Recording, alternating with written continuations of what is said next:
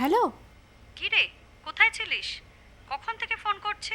বাথরুমে ছিলাম রে। কি ব্যাপার এই অবেলায় বাথরুমে? শাট আপ, তো সবসময় শুধু বাজে কথা। চুপ কর। বাজে কথা?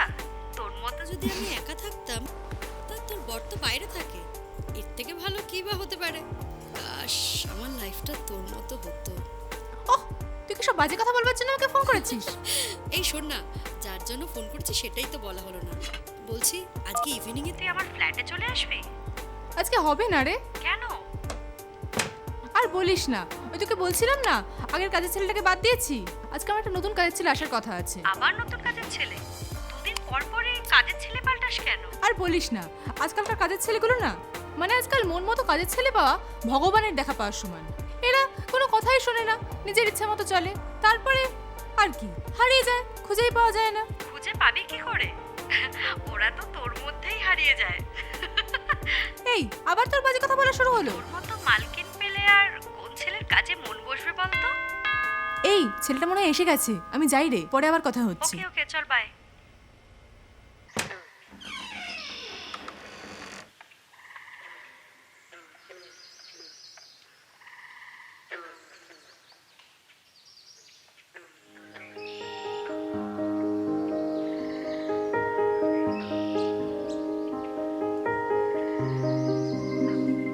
আমি গোপাল।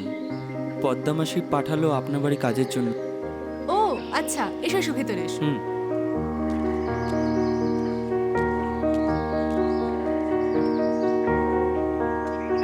এসো ভেতরে এসো।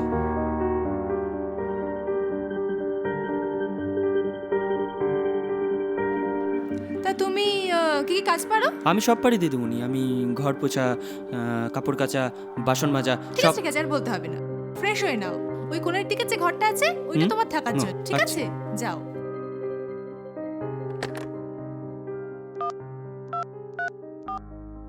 হ্যালো।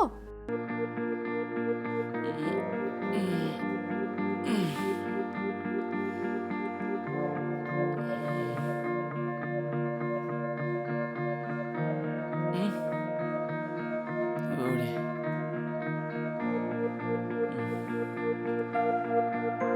জয় মা, জয় মা, জয় মা। ওরে, দেরি হয়ে গেছে।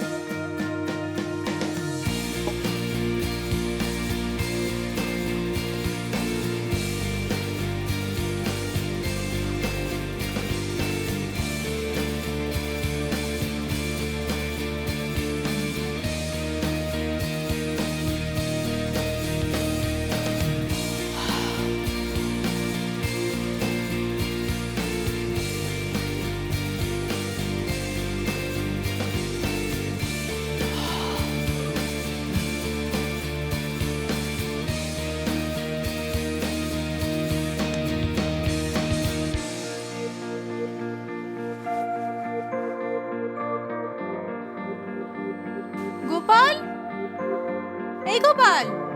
যাই দিদিমণি। বলুন দিদিমণি। দেখ, চাটা কখন দিবি?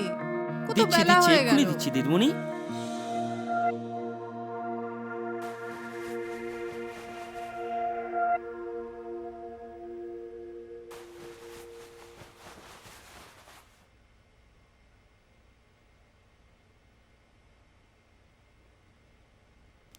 এই যে দিদিমণি।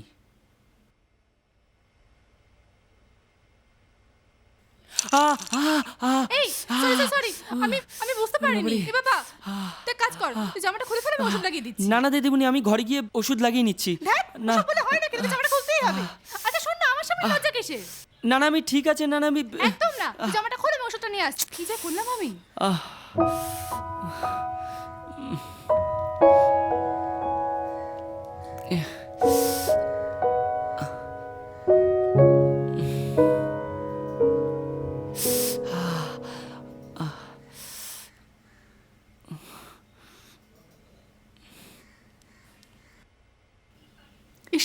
করলাম আমি। তুই তাড়াতাড়ি এদিকে আয়, ওষুধটা লাগিয়ে দিই।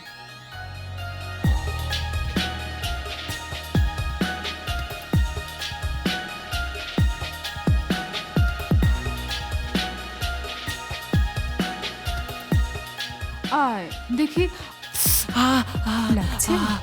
কিচ্ছু হবে না, ঠিক হয়ে যাবে বাবা। ওই বাবারে।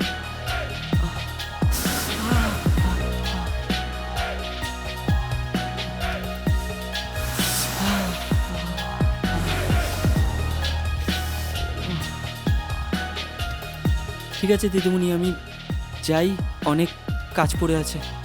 যাবি? হ্যাঁ ঠিক আছে যা, কিন্তু হ্যাঁ? জামাটা পরিস না, ঘেটে যাবে ওষুধটা। ঠিক আছে, আসি।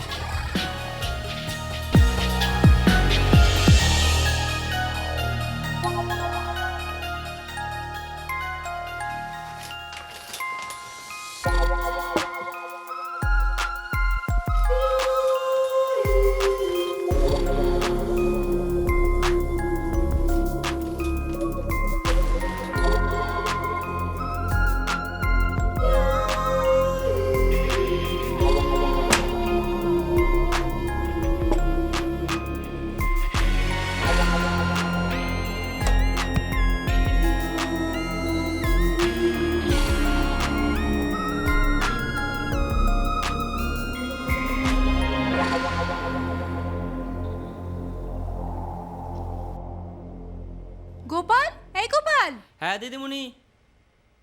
হ্যাঁ বলছিলাম যে তোর সঙ্গে কিছু কথা ছিল, একটু বস না। না, আসলে অনেক কাজ পড়ে আছে তো তাই। আরে বাবা, কাজ পরে হবে, তুই বস তো একটু, তোর সঙ্গে কথা আছে কিছু। হ্যাঁ বলুন। হ্যাঁ বস হ্যাঁ। আগে। আরে বাবা, নিচে হ্যাঁ? বসছিস কেন? উপরে বসবি তো। ওপরে? বলছিলাম যে তুই কতদূর পড়াশোনা করেছিস বাবা? আমি ক্লাস 8 পর্যন্ত পড়েছি। হ্যাঁ 8 পর্যন্ত পড়েছি। তুই আমাকে দিদিমণি বলিস কেন? আমার কোনো নাম নেই বুঝি? না তানিয়া তানিয়া।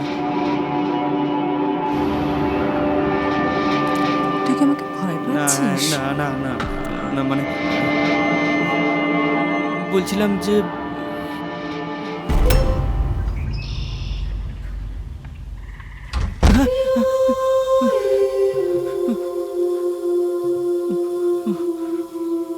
ভালো করে স্নানটা করিস কিন্তু।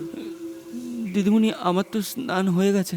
আচ্ছা হ্যাঁ ঠিক আছে, তাহলেও একবার ভালো করে স্নানটা করে ঘরে আসিস।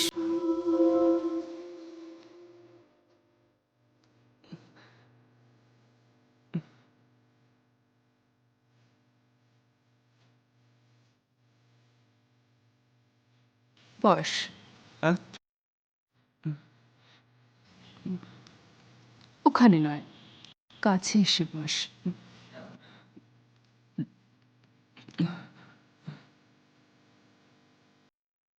আরো কাছে।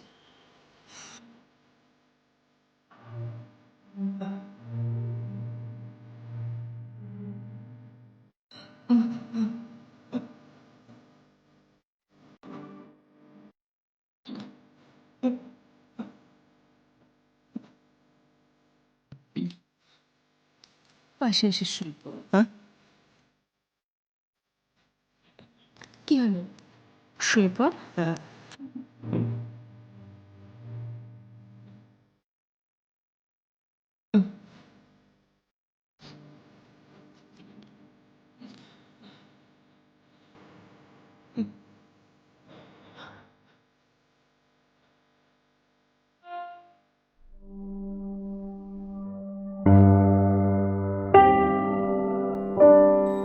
রান্নাটা কিন্তু তুই খুব ভালোই করিস, যাই বল তাই বল। কি রে, তুই কিছু খাচ্ছিস না কেন? এই কি হয়েছে তোর?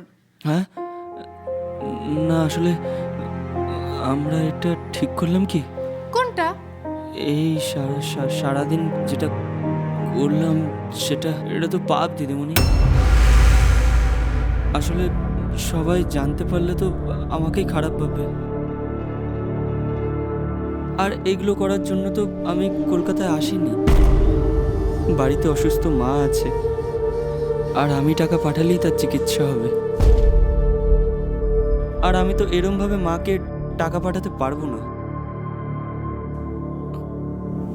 আমাকে ক্ষমা করবেন দিদিমণি, আমি আর এখানে কাজ করতে পারবো না। আমি কালই চলে যাব, আমায় ক্ষমা করবেন।